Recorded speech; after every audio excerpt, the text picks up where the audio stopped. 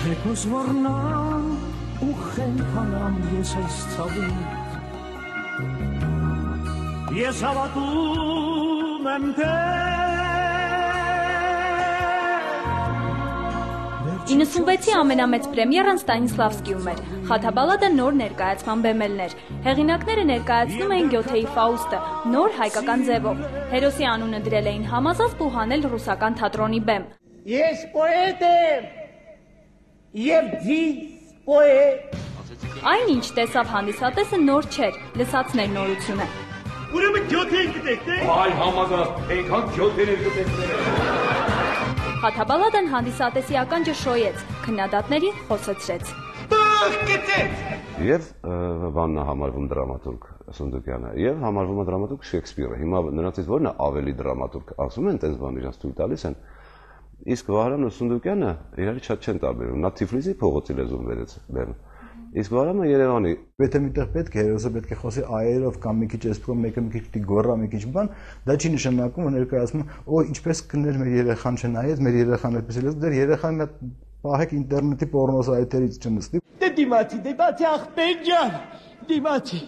դիմացի տես վաղ քեզ ինչ ուտելիքներ եմ ուղարկում։ Ետնաբակերի լեզուն դրամատիկական բեմ հանողներին հերետիկոս հռչակեցին։ Արա, հոդուկ բայրելի չէ։ Ներկայացումն էլ պարզվեց լավ էր սիգարետի համար։ Անհետ բաներ էլ եղան 93 թվականին ինչ որ մեկը գրեց դե ասում են ներկայացում արել են որ Միքայել Պողոսյանն ու Հրանտ Տոხացյանը Մալբորո տխեն։ Սիգարետը սիգարետ, բայց ծուխը երկար չի մնում։ Խաթաբալադան շուտ իջավ բեմից։ Խաթաբալադան խաղացվեց կատաստրոֆիկ քանակությամբ քիչ, շատ քիչ։ Ես կարոտել եմ այդ ներկայացումը։ Շատերը կարծում էին գլխացավանքներ շատ։ Իրական մեղավորին գիտեին քչերը։ Ասում են Միքայել Պողոսյանի նյարդերը չդիմացան։ Դերասանը չկարողացավ նորից դառնալ համազազբ։ Ազատությունն է նրանց տունը, թելով կապված մեր սրտերից, երկերից բունը վաղնակ տունը, ես դատարկում եմ երկերի։ Դա без կոմենտարիև։ Խաթաբալադայի եւ ընդդիմախոսները եւ երկրպագուները մեկ բանում են համաձայն։ Այն ամենաշատ սիրված նոր սերնդի ներկայացումն է, որ ռեկորդային դարձավ DVD-ների վաճառքով եւ ռեկորդային էր ներկայացումից հետո թևավոր դարձած խոսքերով։ Խաթաբալադն ըստ տարբեր գնահատականների նորանկախ Հայաստանի ամենահաջողված, ամենասիրելի ու ամենակարճ խաղացված ներկայացումն է, որին բեմում տեսնելու մասին խոսում են շատերը, մինչեւ այսօր։ Ուրեմն պատերազմ չի եղել։ Իհարկե ոչ, բայց պատերազմ հայտարարել եմ ու արշավել։ Ինչու՞։ Այ տղա, բա դու ինչ ասել։ Ասել գնում եմ Շամիրամի մոտ։ Խաթաբալադայի ռևանշը մեակուլպան վերցրեց։ Ապրեց Խաթաբալադայի չապրած տարիները ու դեռ մի բան էլ ավելի՝ մոտ 400 ներկայացում։ Պրոդյուսեր Արմեն Համբարձումյանը գովազդային հոլովակում արդեն 5 տարի խոստանում է, որ թատերաշրջանը վերջինն է լինելու։ Գովազդը իր գործն անում է, վաճառվում են բոլոր տոմսերը։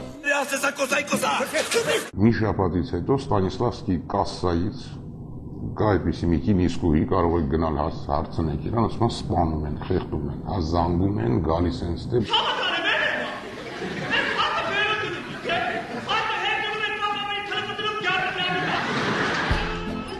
Մեակուլպայի երկարակեցությունը անեկդոտ է դարձել։ Հայաստան եկած զբոսաշրջիկը նախ պետք է Գառնի Գեղարդը տեսնի, հետո էլ մեակուլպան։ Իսկ մյուսները չգիտեմ ովքեր որ ձեռի հետ գալիս նստում են ընկերոջի հետ մի հատ մեակուլպա չնայենք աղբեր։ Դրանք մեզ պետք չեն։ Դրանք թող գնան նստեն Փարվանա ռեստորանում։ Կային հանդիսատես, որ ասում են, այս ներկայացումը ինձ համար դոզա է։ Թատերական աշխարհը դոզայից ավելին էր փնտրում։ Թատերագետները չընդունեցին մեակուլպան դրամատիկական բեմում։ Դա թատրոն չէ, փողաբեր շոու է, իսկ շոուի տեղը թատրոնում չէ։ Դա ինչ գեղեցիկ խոսք ասեցիր։ Եթե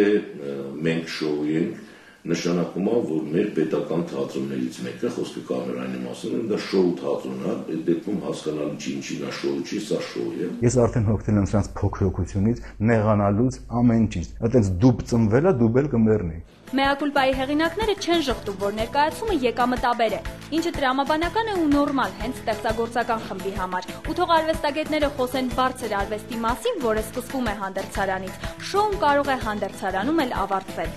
Ինչն էր պիեսի դաստիարակող բանը, ինչ տարան նրանք պիեսից, ինչ պետք է տանեն նրանք պիեսից, իրանց վերարկուն էին կախել, վերցրեցին տարան, ինչ տանեն։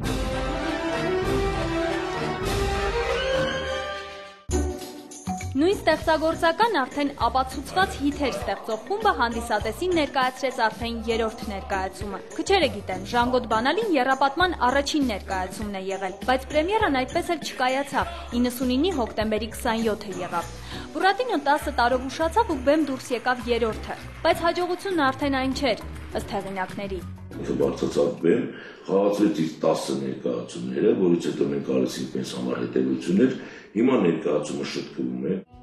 Հանդիսատեսի մի մասը Ժանգոտը չնայեց մինչև վերջ, կեսից նյարդերը տեղի տվեցին։ Արա դու մի հատ էլ ես կողեկի։ Չորտվե մատին քուրա։ Չէ։ Չորտվե մատին։ Ժանգոտ Բանալիում օգտագործում է ավելի շատ ժարգոնային տեքստ հաճախ, քան մենք կուզեինք։ Մենք որսյակներ չենք, աստեններ ենք խաղանի, ու ես տեսնես չէ, Ժանգոտ Բանալին հենց ժանգը մաքրելու եւ ներկայացումը փայլեցնելու փուլում է։ Նոր տյունինգ արվածը շուտով։